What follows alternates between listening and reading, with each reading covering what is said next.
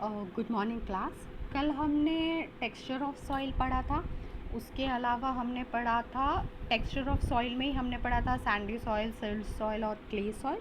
और Sandy soil क्या करता है, इजीली फर्टाइल है क्या, वाटर होल्डिंग कैपेसिटी है क्या, सिल्ट सॉइल इजीली फर्टाइल है क्या, वाटर होल्डिंग कैपेसिटी क्या, सिमिलरली क्ले सॉइल।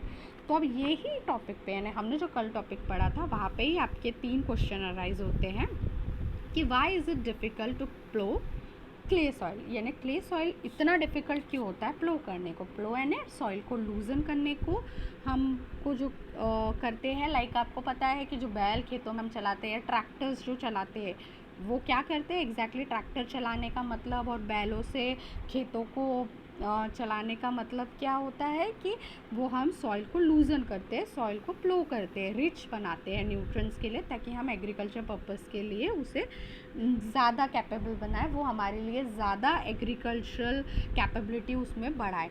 तो वही होता है प्लोइंग।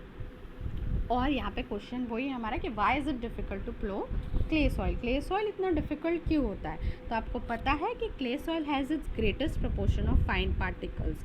मतलब हमने जैसे पुराने इसमें भी पढ़ा है कि सबसे बारीक, बहुत स्मूथ और बहुत ही उसकी वाटर होल्डिंग कैपेसिटी भी बहुत ज़्यादा होती है, बहुत स्मूथ होता है और बहुत छोटे छोटे पार्टिकल्स जो होते हैं क्ले सॉइल में वो बहुत ज़्यादा होते हैं। इसीलिए आपका जो क्ले सॉइल है वो बहुत टाइट होता है। ओके, जब एक बार पानी चला जाता है तो वही रीज़न है कि आपका greatest proportion of fine particle होते हैं आपके क्ले सॉइल में, और उसमें वाटर होल्डिंग कैपेसिटी बहुत ज़्यादा होती है।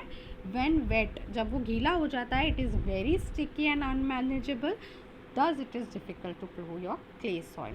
तो वो क्या होता है, उसमें वाटर होल्डिंग कैपेसिटी बहुत ज़्यादा है, उसमें फ़ाइन पार्टिकल्स बहुत ज़्यादा हैं, और वो जब वेट होता है तो वो बहुत चिपचिपा स्टिकी हो जाता है। हम देखते हैं कि जब हम ये अर्दन पॉट्स भी बनाते हैं तो हमारे हाथों में कितने जल्दी चिपक जाता है वो आटे के जैसा।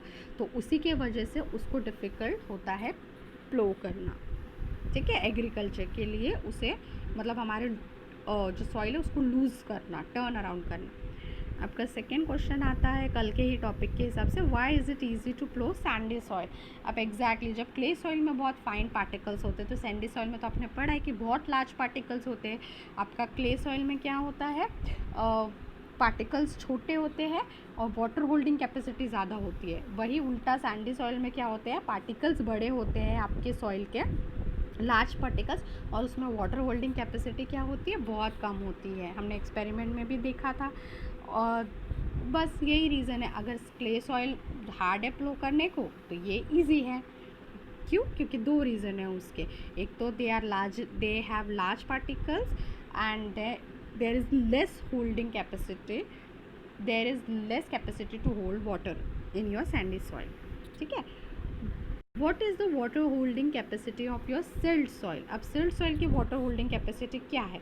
तो जो सिल्ट सॉइल होता है उसके पार्टिकल्स का साइज़ क्या होता है, मीडियम होता है।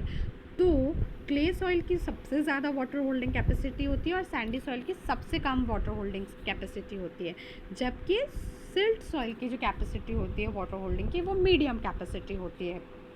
क्यों?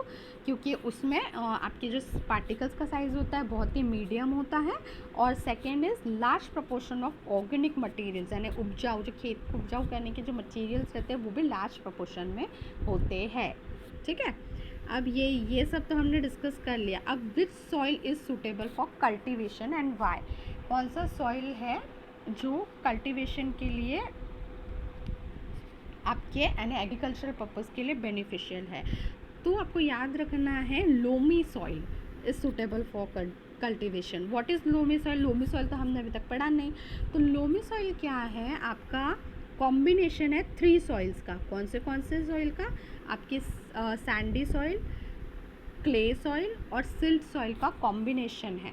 तो मतलब ये तीनों के मिक्सचर का, जो तीनों का मिक्सचर बन के जो सॉइल बनता है उसे हम कहते हैं लोमी सॉइल, एंड वो ही होता है आपका good for cultivation and agriculture purpose.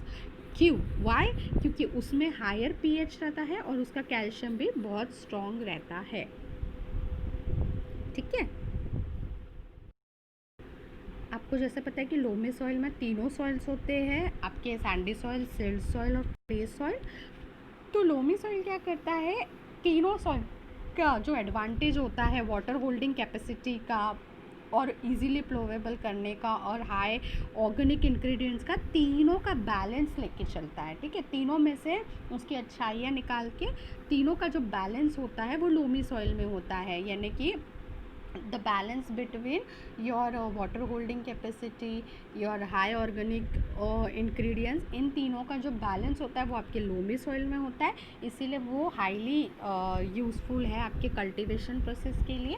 और कल्टीवेशन प्रोसेस में ही एग्जैक्टली आपके एग्रीकल्चर पर्पस के लिए, लाइक वेजिटेबल्स और फ्रूट्स के लिए। और सेकेंड आंसर तो आपको पता ही है कि इट इज़ हायर पीएच आपका होता है और कैल्शियम भी उसमें बहुत ज़्यादा होता है, इसीलिए वो कल्टीवेशन पर्पस के लिए बहुत यूज़फुल है।